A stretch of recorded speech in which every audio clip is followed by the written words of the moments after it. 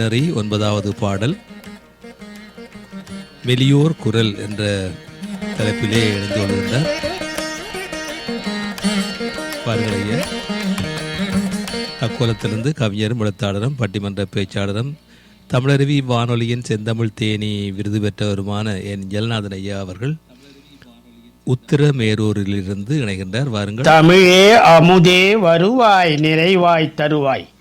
உலகெங்கும் உள்ள தமிழ் உறவுகளுக்கும் ஜெர்மனி தமிழருவி வானொலிக்கும் நேயர்களுக்கும் திரு நைனை விஜயன் அவர்களுக்கும் திருமதி சசிகலா நைனை விஜயன் அவர்களுக்கும் மற்றும் உள்ள அனைவருக்கும் என் வணக்கம். சிவப்பிரகாச சுவாமிகள் இயற்றிய நன்னெறி எனும் தலைப்பில் என்னுள் பதிந்த நன்னெறி உள்ள பாடலையும் பொருளையும் வழங்குகிறேன். தக்கோலம் என் ஜெகநாதன், உத்திரமேரூர், தமிழ்நாடு. சிவப்பிரகாச சுவாமிகள் இயற்றிய நன்னெறி பாடல் 9. மெலியோர் வலிய விரவலரை அஞ்சார் வலியோர் தமை தாமருவில் வலியேல் கடவுள் அவிர் சடைமேல் கட்செவி அஞ்சாதே படர் சிறைய புல் அரசை பார்த்து. மெலியோர் வலிய விரவலரை அஞ்சார் வலியோர் தமை தாமருவில் பலியேல் கடவுள் அவிர் சடைமேல் கட்செவி அஞ்சாதே படர் சிறைய புல் அரசை பார்த்து. பலியேல் பக்தர்களுடைய பூசையை ஏற்றுக்கொள்ளும் கடவுள் சிவபெருமானது அவிர் சடைமேல் கட்செவி முடி மீதுள்ள பாம்பானது படர் சிறை விரிந்த சிறகை உடைய அப்புல் அரசை பார்த்து, பறவைகளுக்கெல்லாம் அரசனான கருடனை பார்த்து அஞ்சாது பயப்படுவதில்லை. அவ்வாறே மெலியோர் வலிமை குறைந்தோர் வலிய விரவலரை வலிமை மிக்க பகைவருக்கு தாம் வலியோர் தமை மறிவில் அஞ்சார்.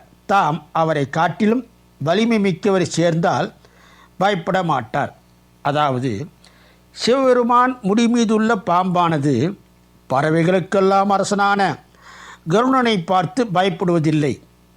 வலிமை குன்றியவரானாலும் வலிமை மிக்கவருடன் சேர்ந்து கொண்டால் பலம் பொருந்திய பகைவனைக் கண்டு பயப்பட வேண்டியதில்லை. மீண்டும் பாடலை பார்ப்போம். மெலியோர் வலிய விரவலரை அஞ்சார் வலியோர் தமை தாமருவில் பலியேல் கடவுள் அவிர் சடைமேல் கட்செவி அஞ்சாதே படர் சிறைய புல் அரசை பார்த்து.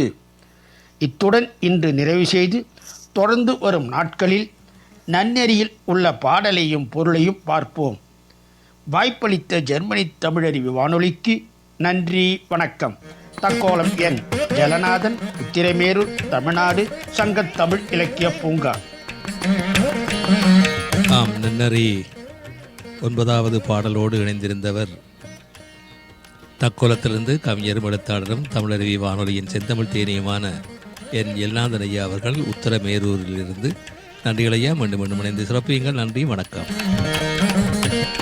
நேர்கள் கேட்டுக்கொண்டிருப்பது காலை கதம்பம் பல்சுவை கதம்ப நிகழ்ச்சி. இது தமிழருவி வானொலி, ஜெர்மனி.